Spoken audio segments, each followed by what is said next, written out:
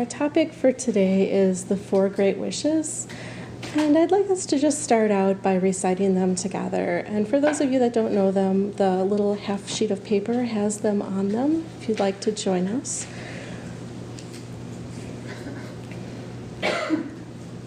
May all sentient beings have happiness and the cause of happiness.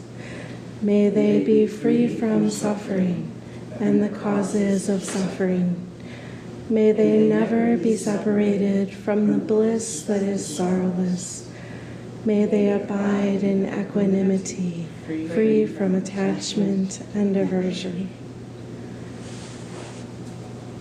So the 4 great wishes are a Buddhist practice. They're often included within some of the longer meditation practices, and they're also referred to as the 4 immeasurables, or the 4 boundless wishes. So they're 4 states of mind that we can cultivate. And the first is it's been referred to as both boundless love or loving kindness. The second is compassion. The third is joy. And the 4th is equanimity. And before we start talking about the 4 great wishes in more detail, I just want to address a few kind of preliminary concepts, which are all sentient beings, because each one of these wishes address all sentient beings. So when we say all sentient beings, we're not just wishing these things for ourselves or for our family and friends, or even for our community or our sangha. We're wishing these things for all beings, all sentient beings. So that also includes people we don't know, strangers, those that maybe we have some challenges with, animals.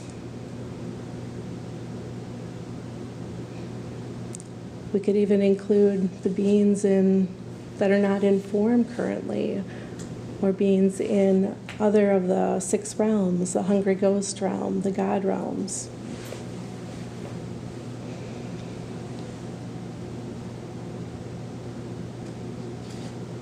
But we need to include all sentient beings, because as soon as we exclude one, it's no longer all sentient beings.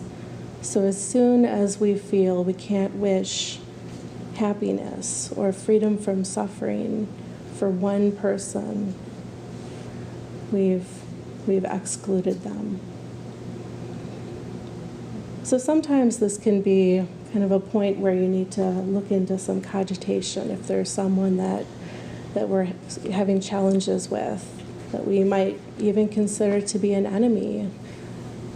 And we could look and say, well, what is it that's preventing me from including them? Is there anger? Is there some kind of grudge present? And once you identify what the issue is, you can look and say, well, what is the antidote? What can I do about it?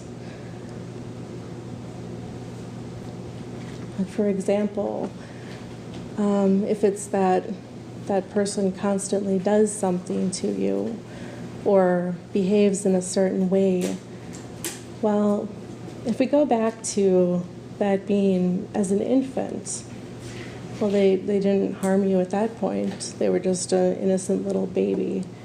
So they are a product of their experiences, of their culture. And just like we're a product of our culture and experiences and have faults. So really, and it's also, many of those beings are suffering. So they should be an object of our compassion. Also, just because it's often a very sad state when someone's suffering, but also they're creating karma for their future lives. And given those things, you would say, well, don't do that. Don't harm yourself.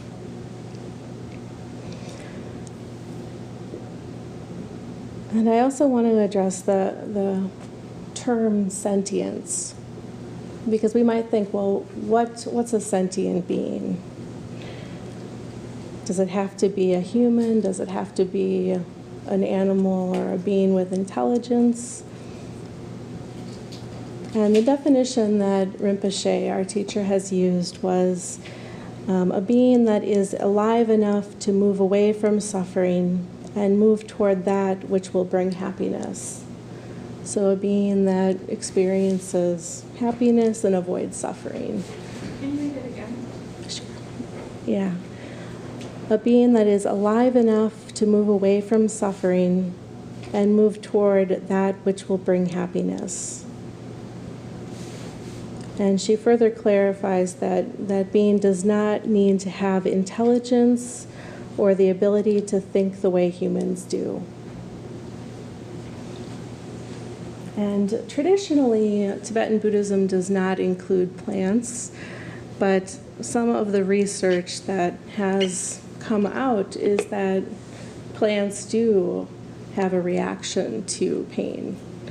So it's kind of, I think given that, you'd have to include plants.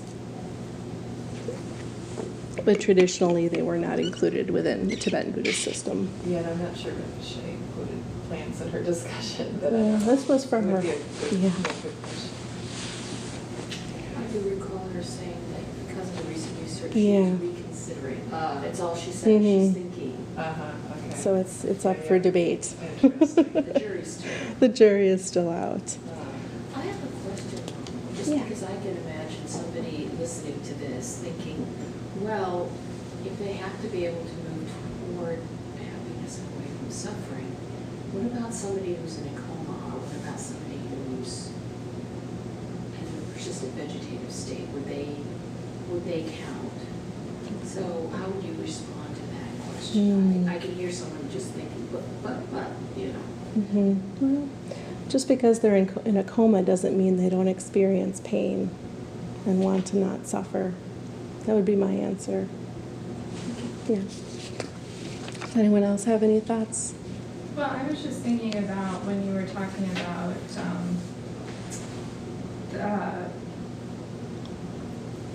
all beings, and the fact that it has to include everyone, or else it's not all sentient beings. And that's something that can be very very difficult to do. But it was really helpful in hearing some of the things that Rinpoche said, but also in nonviolent communication, where we imagine what the world would be like if all needs were met. Yeah. And there would be no need for any kind of difficulty at that point. If someone had all of their needs met, we could visualize that they would be happy and healthy and not need to struggle for or use negative strategies for getting what they need. So it was really helpful for me to think about that, because it's much easier to make that wish based on that understanding, or include everyone based on that understanding. So I hear what you're saying about if you could visualize that all needs are met. But I'm a little confused about how that would relate to your feelings about, like, if you were harmed by someone. Well, if I'm struggling, I think that the idea presented was that harm and negativity come from the struggle to have our needs met, or to overcome suffering, or strategies to overcome suffering. And if we thought about having all needs met or having suffering end, then there would be no need for those negativities or difficulties to arise. And that puts it in a place where it's much easier for me to wish that, because everyone has their needs met. And it feels very safe. Because there'd be no suffering. To include everyone. Because there wouldn't be suffering for anyone at that point. Okay, I can see that. Thank you, Pema. I think that's an interesting, I'm sorry. Well, similarly, you know, if all sentient beings had happiness, and if all sentient beings were free of suffering, and if all sentient beings were able to, you know, we're never separated from the bliss that is sorrowless, and we're free from attachment and aversion, abiding in equanimity, there would be no conflict. There would be, you know, so wishing that, you know, and even, you know, I've said that before, that if you're struggling with someone, imagine if they had all this, there probably wouldn't be a struggle. And so what a beautiful thing that would be, and that's what we hope for. That's why we wish. That's why these wishes, you know, these wishes are just so powerful, because imagine the end of suffering for all living beings. Yeah. You know. And when you say that, then it also includes ourselves. The strategies that we're using, that we be free from suffering. Yeah. That all sentient beings includes us. Yeah, that's true.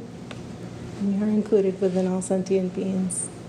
I think, building off of what Pema said, what I heard her say is she likes to think that way because then it feels safe to make wishes, which kind of brings up maybe one of the obstacles that people have when they think of making wishes, is that if I wish this good thing for my enemy or whatever, that's not safe. And so I think that's kind of worth looking into. Why would we feel unsafe, and how does that impact our mind and how we practice Dharma? Yeah, so that could definitely be a topic for cogitation. Yeah. Yeah. All right. So let's move on to the first wish, which is, may all sentient beings have happiness and the cause of happiness. So what is this happiness that we want sentient beings to have? Is it the happiness of a good meal, or the sun outside, or a cool breeze? What exactly is the happiness we're wishing for, sentient beings? Don't get me started. Please. Well, you could look at this at multiple levels. Certainly you would wish for beings to have everything that would bring them happiness in an ordinary way, but that also in an extraordinary way, when they would be awakened and, you know. Awakened. There's the answer. That is the ideal. We would want them to have the happiness of enlightenment. But this would imply that we already have this, because we cannot wish something for another that we don't understand ourselves. We don't know what the happiness of enlightenment is, or maybe someone here does, that I'm not going to assume, but for most of us, we haven't gotten that far yet. So, Pema. There may be people watching or here that haven't been exposed to awakened or enlightenment, the concept of awakened or enlightenment. So could you just give like a real short Would you like to? concept of awakened? I know. Well, there's many different levels of enlightenment, but we could just say first level is understanding that we're not alive in the way we think we are, which is the nature of reality.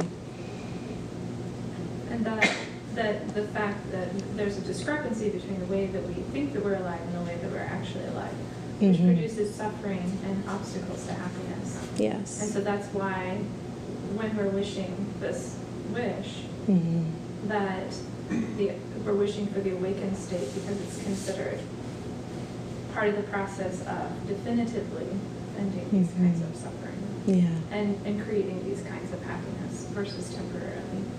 Correct. Correct. Yeah. Thank you, Pema. So since we don't have the benefit of being in the awakened state yet, we're gonna go for our ultimate experience of happiness. So what is the highest highest happiness you've experienced. So we're saying, well, to the best of my experience, this is what we actually own. So let's just stop for a minute and experience that, because part of these wishes is generating these states of mind.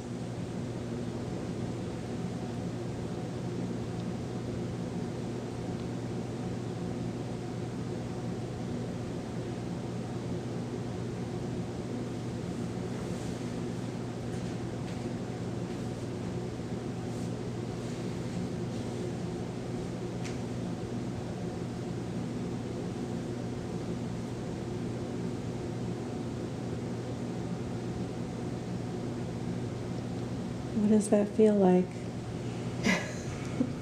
I'm seeing some smiles.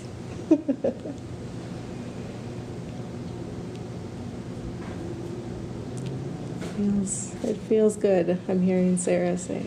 It would be something we'd want to wish for all sentient beings. The second part of the wish is we wish them to have the cause of happiness.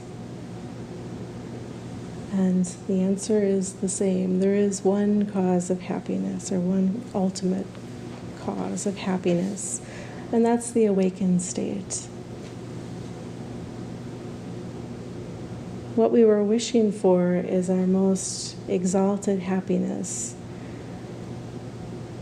But if we don't have the awakened state, we have good motivation, but we lack the result so far. So we're working to our capacity, and this is practice.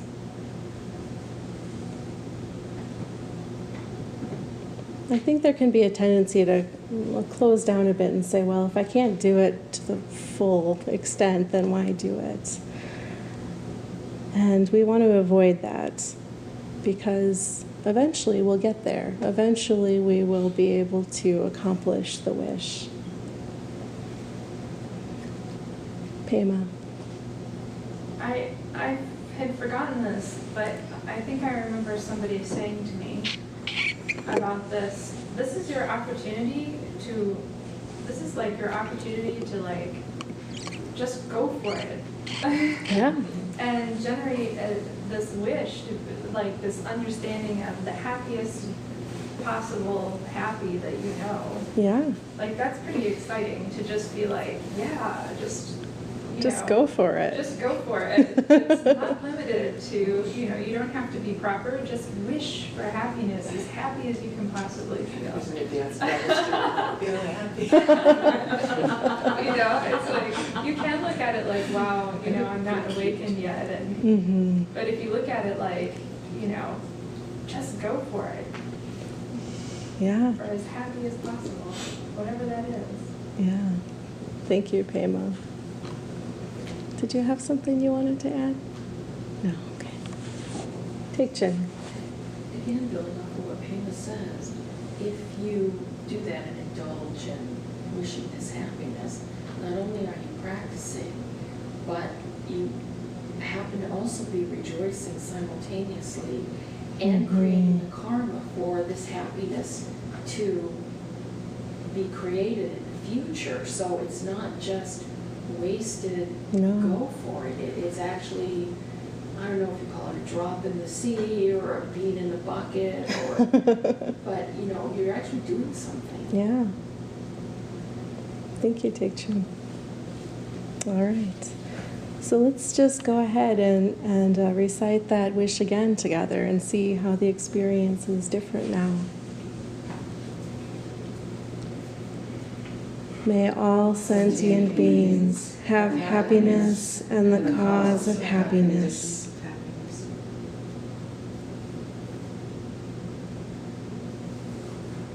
It certainly feels different to me. The room feels different.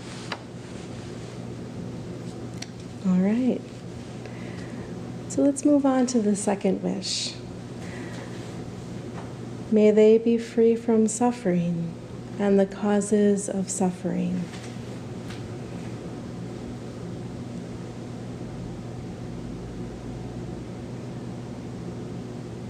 I think this wish is interesting. I really do. I there's a little bit of a tendency to say, oh, we're looking at suffering here. But really what we're looking at is the absence of suffering, the freedom from suffering. What does freedom from suffering feel like? I think You can't say happiness. you can't say happiness, no.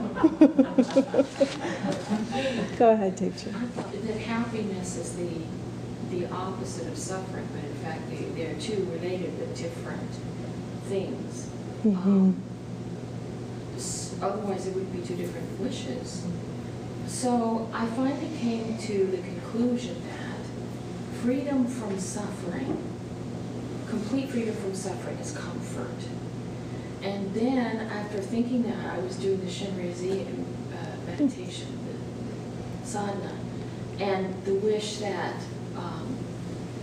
may there be happiness and comfort everywhere equaling space. And I'm like, duh, happiness and freedom from suffering. But it was stated happiness and comfort.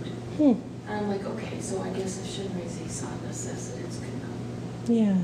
So Taichin is just saying that happiness and freedom from suffering are not the same thing. And some references have used comfort to mean absence from suffering. And I can see that as an ease or an unclenching or a relaxation. Comfort, I feel like, is really related to the absence of suffering, but the thing is like, if it's comfort in the sense of Sakura, you know, like easing, soothing, you know, being a balm to suffering, then it's really related, but maybe not exactly. Because, I mean, the practice of Shinrei-Z is sort of a practice for an imperfect world, right? So you're saying that it's a balm and not a result? Comfort is Is an antidote? is an antidote to suffering, right? Whereas like the absence of suffering is not having it in the first place. And so I think that being free from suffering feels more like wide open potential, and creating space for people to move forward and continue to on this path toward realization. So are you saying that to you comfort sounds like you could be comfortable and just sort of like sit on your laurels and zone out in the sun rather than feeling active and ready to? No, what I'm saying is that there's a couple different kinds of comfort. There's the comfort of, you know, not having suffering, but then there's also being comforted in your suffering. And so we have to be careful when we use that word, because one of them is what we're looking at, and the other is slightly different, I think. So sort of like the noun versus the verb. Yeah, kind of, yeah. Yeah, that's what I was hearing as well. Or even the noun versus the other kind of noun, because you can wrap it like a blanket around your shoulders. Pema. And I think the interesting thing, I mean, it's all interesting, but I think particularly interesting what Sarah said was this openness or space or this quality of, I kind of want to say spaciousness or unencumbered or light. Or without obstacles. You know, not weighed down Yeah. kind of feeling. Yeah. So let's just sit here and feel what freedom from suffering feels like.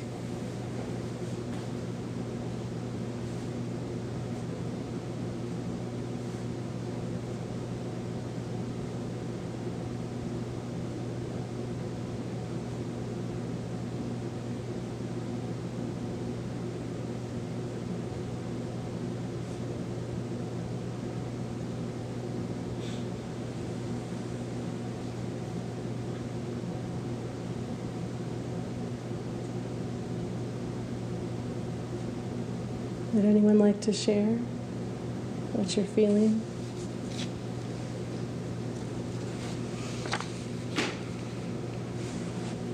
This huge energy in the heart center. I was thinking of the pre-active state. And it's building up, thinking about what Sarah had talked about. Yeah. Okay. Thank you, Taichin. Sarah. So I have a sort of a hack. That says kind of painful. But like at the moment, I'm not putting a whole lot of energy into like being there and feeling that. So I feel like a lot of our suffering is like sort of our mental attitudes of grasping and aversion and attachment. And Yeah. so severing the ties is also part of freedom from suffering. Mhm. Because So- like stuff's gonna continue to happen in a place that's full of suffering. Yeah, so I hear you a little bit going into what the causes of suffering are, which is perception. Yeah, thank you, Sarah. Dean. The thought that came through wasn't that you would necessarily, at least in the human realm, be free from pain. But that, But you yes, could be free from you suffering could be free from suffering. to some extent. You could be free from manifest suffering. Inner and outer Mhm. causes. Yeah, it's challenging. It's a little bit hard to generate that. And again, we're working to our capacity. Pema.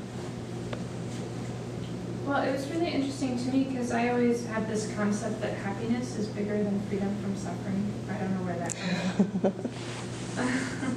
And so happiness is going to be the really vastly open one, and freedom from suffering is just going to be A little. neutral, kind of. But not when I think about it as compassion, but when I think about it as freedom from suffering.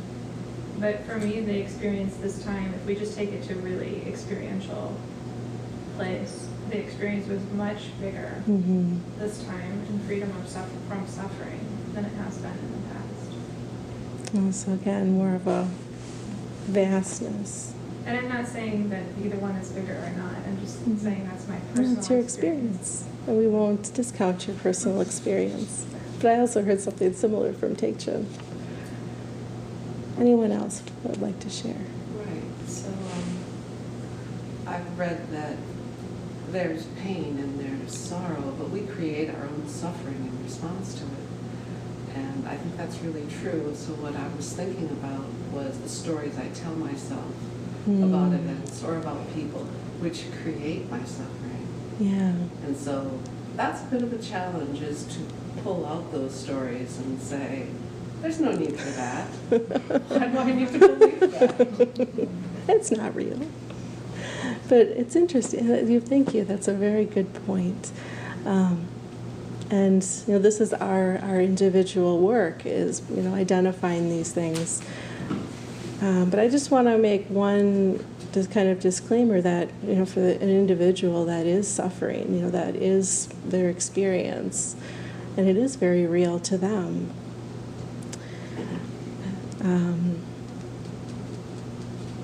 So we don't want to say, "Oh, you're not suffering," because for them they are.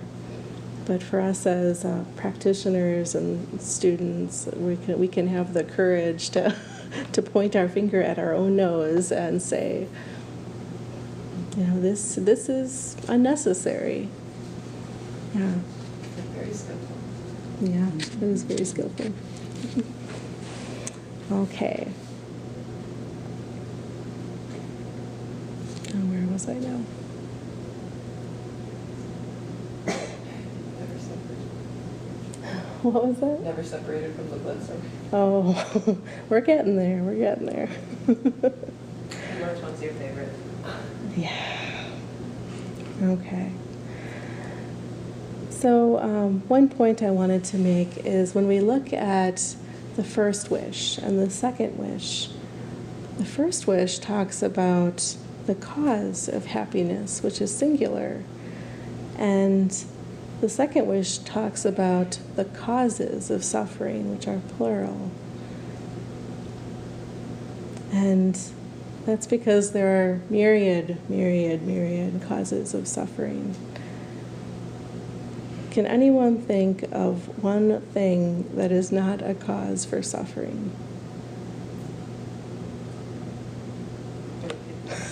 Bodhicitta. Bodhicitta. Okay. So that's a state of mind. I guess that was too big of a challenge here. we could say enlightenment. The question is, what is not a cause of suffering? Well, it was more of a rhetorical question. If you could think of anything that was not a cause of suffering, because so many things are causes for suffering. And even if it's something like someone's getting married and it's the happiest day of their life, but that happiness will end. Or maybe maybe everything's not quite right. You know, the cake is wrong, or someone, I don't know, knocks over the table or something, and that's suffering. Even a rainbow. Because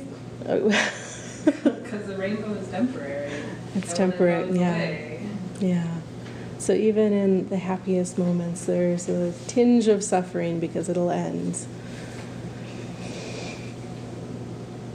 It's interesting, it's kind of, I don't know, I'm sorry. Oh, go ahead.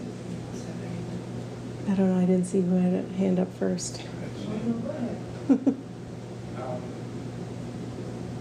Acceptance is a source for non-suffering. Acceptance. If you just accept it and you experience for what it is and aren't attached to it or judging it, Mm-hmm. just flowing with it, and it fixes the perception of suffering. Mm. I can see that. I can see It's that. a mindfulness that goes beyond just being aware of, but really rejecting the whole attachment aversion dynamic.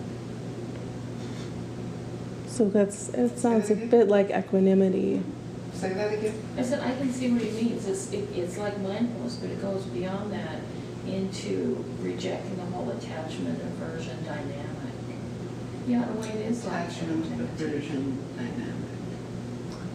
Mm-hmm. We'll get, yeah, that tends, we'll discuss that more with the Yeah. fourth wish, which is equanimity. But I'm just saying, I can see where Tashinoroku's coming from, that acceptance would So if you have the state of not mind of cause acceptance. suffering. Yeah. Well, I think if it's more like equanimity, yes. But if you were just saying, if it's more like complacency, Yeah. like, oh, nothing will change, I'll just accept it as it is, then it may Yeah. change. but that's resignation and not acceptance. We have to be clear on what our definitions But I are. think Tashinori means something more like equanimity. Is Yeah. that correct? Really? I mean, not, I'm saying Guess it's so. more related to equanimity than resignation or, Mm-hmm. Yeah, that depends on. the you know, thing, well, that but- person's in a Yeah. burning building, I'm just going to accept they're in the burning building and, you know, let them be. I don't know, I'm asking. I'm just thinking of like not judging something as good or bad. An event happens and it's an Mhm. event, and it's your perception of it, and if you judge it as being bad, then I guess this does fall into equanimity, Yeah. and then you're gonna want to avert it. Or avoid If you it, judge it as yeah. being good, then you're gonna want to attach to it. Yeah. If you could hold that state of mind 24/7, yeah, then you would have some freedom from manifest suffering. I think you'd have some freedom from virtually all kinds of stuff. Well, I think there'd still be the baseline suffering of being in manifestation. But, Would that be pain? Would that be the equivalent of like old age? Sickness and no. death? But then even manifesting at this level, you just have to accept certain physics as fact of reality. Well, you asked Yeah. what would not be a cause of suffering, and I have to agree, equanimity would not Equanimity, yeah. be a cause of suffering. I mean, I think he's right there. Mhm. Yeah, yeah, I agree with that. Yeah, so I was just contemplating when you asked what would not be a cause, right? And I think framing it as, in a worldly way, what would not be a cause? Like in my mind, like I can think of, well, the Dharma. The Dharma Mhm. is not a cause of suffering, Yeah. right? So it's, I mean, as long as we're seeking happiness from worldly kinds of things, that Yeah. those, then you can't really find something. But, you know, these states of mind that are the Dharma, this is the Dharma that you're talking about, that it's the medicine, so Mhm. It can It's, only. yeah. Yeah. Yeah, but if we're looking at worldly is challenging. Did you have something you wanted to add, Dinima? No. Okay. All right, so we know that there are many causes of suffering, but there's some ways around it. And we know that the Dharma definitely is an antidote. Well, it's kind of a brilliant question, Ronald, because the Dharma is the path to the. I mean, one of the ways I think you could look at Dharma is the path to the awakened state, right? So there is only one. I mean, all of those things that we said are really part of the path of Dharma, Mm-hmm. Yeah. about not causing suffering, and they are collectively the cause of happiness. They seem like the cause of happiness. That's a good point. I hadn't thought about that. And Yeah. one caveat we would have to add is we were talking about the Dharma as not being a cause of suffering. Because while you're practicing Dharma, there may be periods of taking the medicine Mm. that are unpleasant. And so people would say, well, then this couldn't be Dharma because I'm suffering while they're going through one of those periods. Mhm. But that's not the Dharma. That's your experience while practicing. That's our perceptions.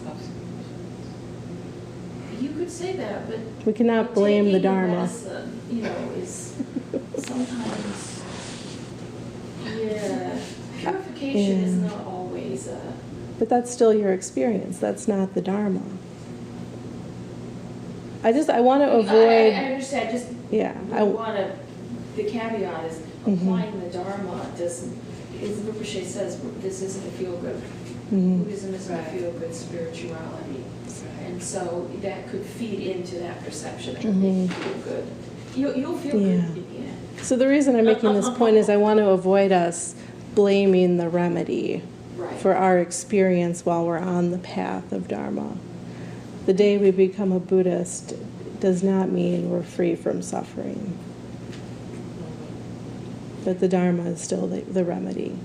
So that it sounds like a soundbite that you can write down socially. Thank you, Taichung. Yeah, what's All that? right. So, okay. So why don't we go ahead and I think we've had some lovely discussion on this wish. Let's go ahead and recite it together again.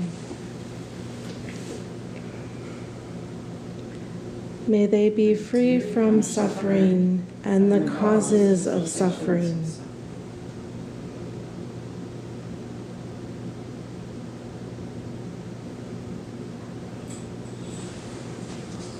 So again, a different feeling. Joy.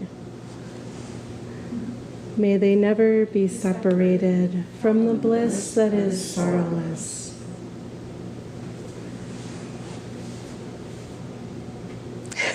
You looked like you had a question. It's just the third one, that's a different way. There's different ways of saying it. Yeah, there are different translations, you're correct. Which version have you been following?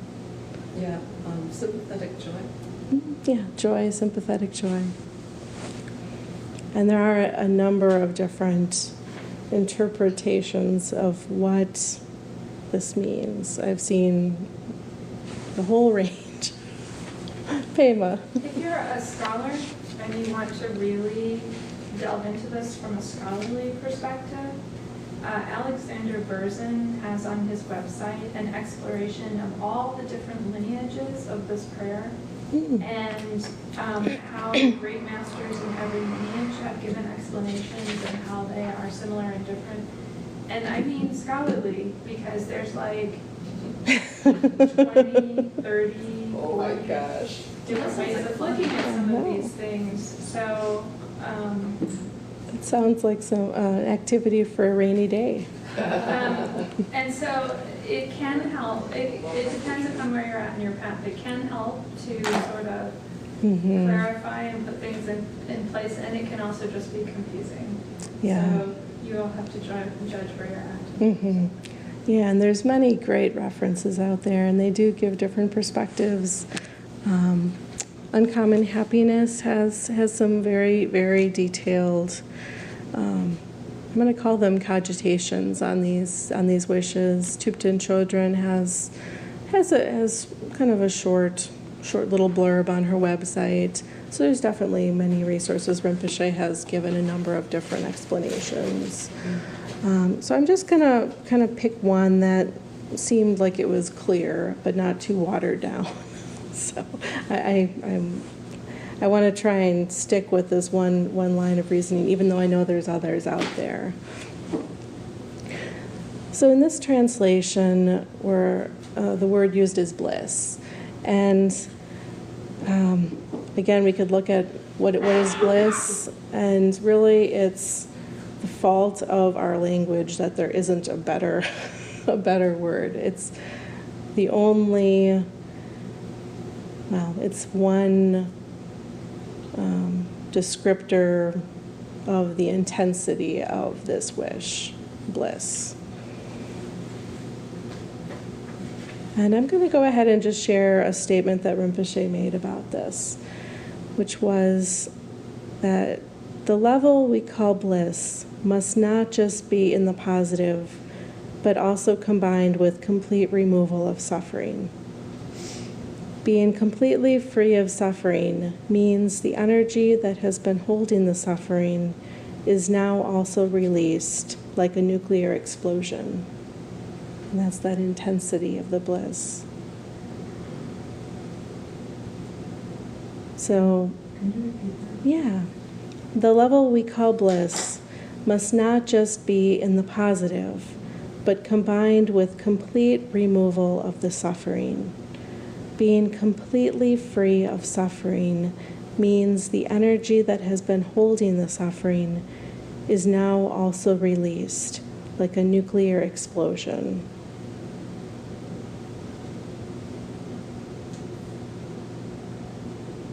Pema. Well, I'm thinking about it just in the terms of having had chronic pain and then having been relieved of that pain in my life, and just having the realization of how much of my energy was sort of tied up in the background. Even though the pain wasn't always the focus of my life, it seemed like there was always an amount of energy committed to managing that in conjunction with my daily life tasks. And when that energy was first freed up, I was nearly I felt giddy because I had so much energy and I didn't know what to do with it. Yeah. Thank you, Pema. That's a really good example. And it's small, it's Yeah. a small piece of what we're talking about, but I was very surprised. Yeah, so what if we could release the energy of all that background suffering that maybe we don't even know is present? I mean, we feel good. We're like, I'm not suffering. I'm great. Well, what about all that suffering that's kind of tucked down in the closet? Go ahead. Is suffering in a way connected with forgiveness? If you reach if you reach a level of forgiveness, Yeah. can some of your suffering be Oh yeah. relieved? If you were holding a grudge and had energy tied up in that, if suddenly you were able to forgive and release that, yeah, there would definitely be a release of energy. I've experienced that. Looked at it that way, and hopefully, the more you become forgiving, the less and less that you're going to carry a grudge, be upset. What I've been thinking about recently is being less reactive to things, but responding, using the word respond instead of react. Yeah. So it gives me time to think. Think. To think. But reacting is an impulse. Is an impulse. So to kind of be less impulsive. Yes, I've tried to do that with emails. I say, I'm not going to respond. I'm not going to respond. I'm going to think. I'm not. You're not. I'm just Okay. rubbing my Okay. I couldn't tell if this was like a little bit of a hand coming. Did you have something else you wanted to add, Pema? Yeah, this one makes me so excited. I Good. get excited about all of them. But I'm so excited when I think about, if I just take that, like Steve was saying, if I just take the amount of energy freed up by forgiveness, or the amount of energy freed up by lack of chronic pain, and then I start adding those all up over my lifetime, the amount of energy freed up, I just think it's so big. It's Yeah. tremendous. If you multiply that by 1,000 or 1,000,000, think All the about little that energy practices we release. forgive, and all the little aches and pains we have, and all the little, and just all that, and then all that, and all the stories we tell myself. And if I had all those up, you know, all the energy that could be freed up from all of those things, it's just Yeah. Thank you, Pam. exciting. And then the other word that's included here is sorrowless. So another element of suffering or source of suffering is uncontrolled rebirth, which is this going around and around and around, being born, aging, dying, being reborn again with no control over the situation. And suffering in this way has held sentient beings prisoner forever. So in a way, we're wishing here, may they never return to any state that is in any way connected with suffering. We want them to be forever free. And that's the word that Rinpoche has used, forever free. The result is an absolute free state where they're safe.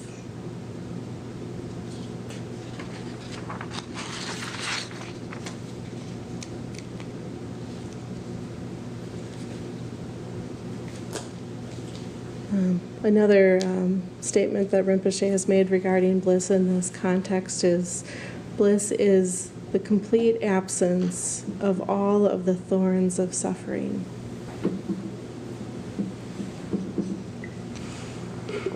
Take two. In one of the practices, which is really sweet, is may they never be separated from the pure bliss that is pervasive. Mm-hmm. I was thinking about pervasive, it would mean it's everywhere, pervades everything, which means that we're in touch with it all the time, so why don't we feel it? That's a good question. And so what separates us from it, and then the wish is may they never be separated. So there's something about what is it that separates us from the bliss because it's already there somewhere. And The suffering you know, separates us. obstacles, you're talking about a lack of forgiveness over there, all these things that separate us from the perception, being able to be in touch with the bliss that's already there. Yeah. So we're separated from it, and we're wishing may they never be separated. May everything that separates us from that be gone, and you know, us, Yeah. everybody. So I think that's kind of nice. So it seems like you're on a nice line of inquiry, Taekchun. And what you said caused me to think about what prevents us from experiencing that. And you know, ultimately, if we're going to say, well, what prevents us from the I just lost it now. I was thinking about even the suffering of our ignorance of how we actually are alive, this discrepancy of what we think and what's actually true. What prevent us from experiencing this pure bliss that is pervasive. So this is kind of a defining moment in our practice in relationship to all sentient beings. You know, do we love them enough? Do we have enough compassion to wish them to be forever free?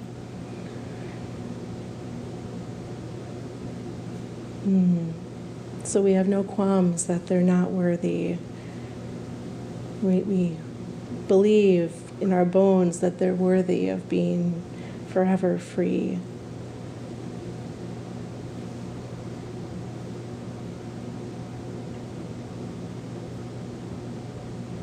And again, if we're excluding one being, we don't have it. We don't have this altruistic intention.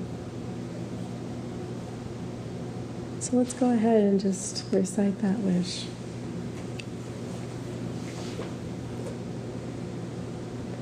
May they never be separated from the bliss that is sorrowless.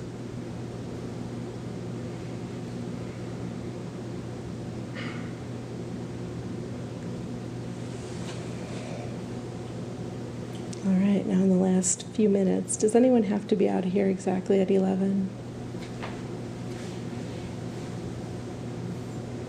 Okay, so we can go a few minutes over.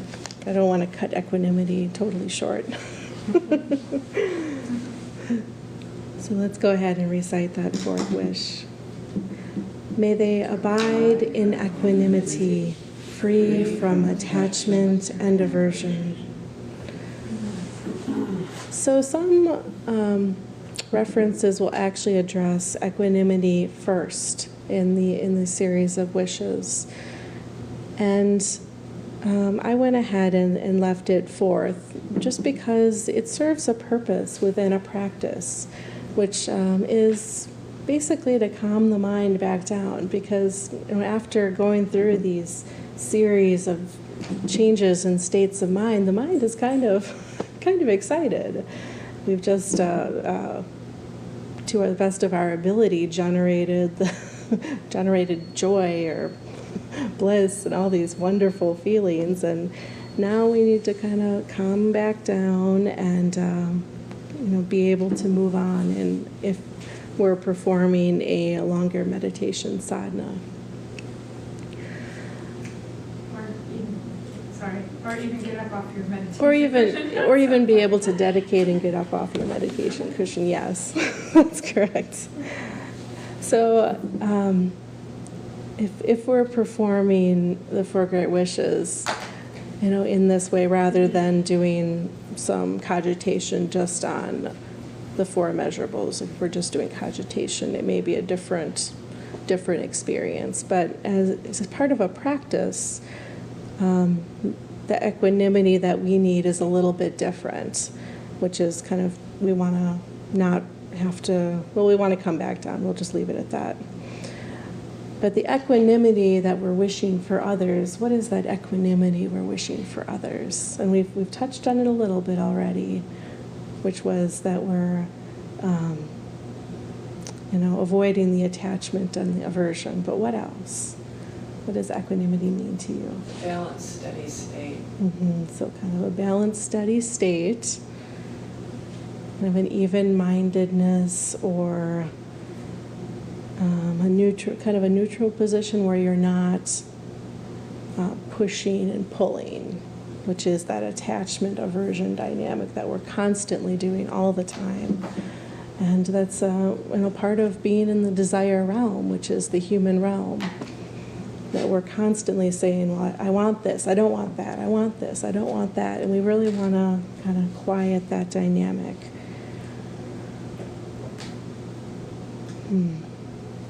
Pema. I don't know why this came to mind, but Rinpoche sometimes talks about curiosity. And even, I think, even an excess of curiosity. So, especially I think in meditation practice, having a stable, balanced mind and not an excess of curiosity, not an excess of going out and engaging with different things, but really just having a stable mind, I think is really helpful. And I'm not sure if there's been any commentary on that particular concept, but for me, it feels like not just attachment or aversion, but also curiosity is what gets me to go out there and check things out. Yeah. And it's I think of a mind free from grasping. I almost think of a mind that's not going out so much. I can see that. Yeah, I didn't come across Rinpoche talking about curiosity in reference to the four great wishes, but I didn't listen to every teaching she's done. So. I don't think she has, but she has commented on curiosity. Yeah, thank you, Pema. And, okay, so we got, May they abide in equanimity, free from attachment and aversion. So we're looking at a freedom from this attachment and aversion.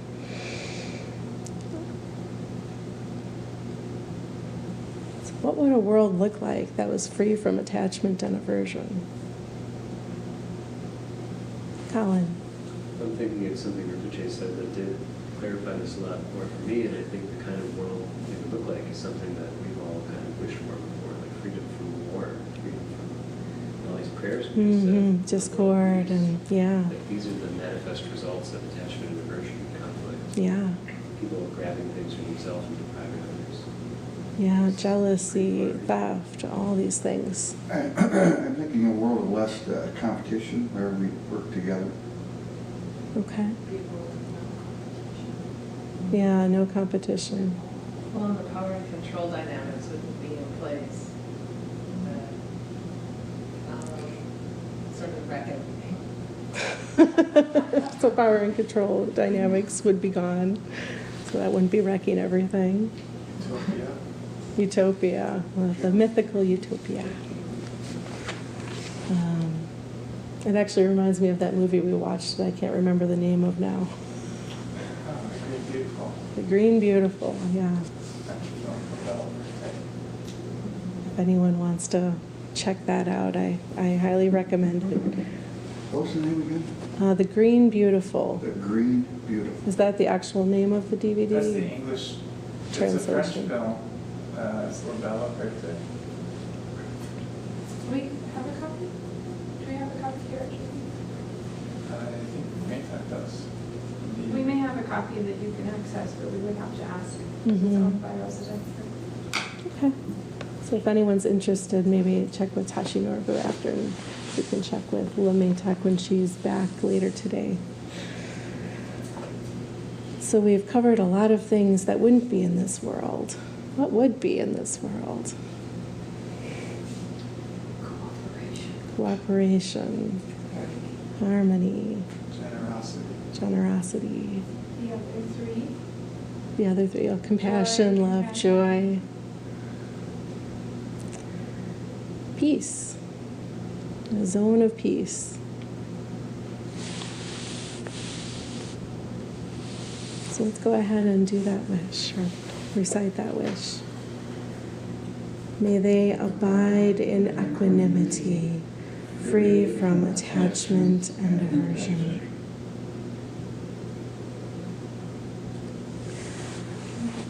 Just Yeah. to ask a question now, because I'm curious about what you just said.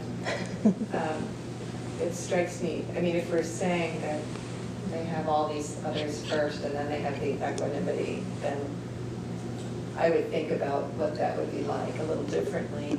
But if we just looked at, if there was equanimity and there was, freedom from attachment and aversion, would there be necessarily be compassion? Because I think you can have equanimity and not be so, because the compassion and some of these other states of mind also need to be generated. So I was just thinking, Yeah. it's not inherent. It's true, it's that it not would be- inherent. That's true. I guess what I meant was the obstacles to those things would Yes. be removed. I think Mhm. many or all of the obstacles to those things Yeah. would be removed. Mhm. But I was thinking they do have to me they seem to have like the perfections of generosity, patience, ethics, wisdom, as they have a relationship to each other. And as you cultivate one, the potential for the others seems to Mhm. increase. So I think it's by removing, as I said, by removing obstacles to those others' potential. Yeah, it feels like it would Thanks for provide, clarifying. yeah, it seems like it would provide a fertile ground for Yeah. these things to Yeah, we're arise. working on all this together, of course, but. Yeah, they're all just, interrelated. yes, conceptually. All right, any last questions? All right, let's go ahead and dedicate. May my capacity for compassion be infinite. I dedicate these efforts to complete and total enlightenment, so that I may be of benefit to all sentient beings. May it be so.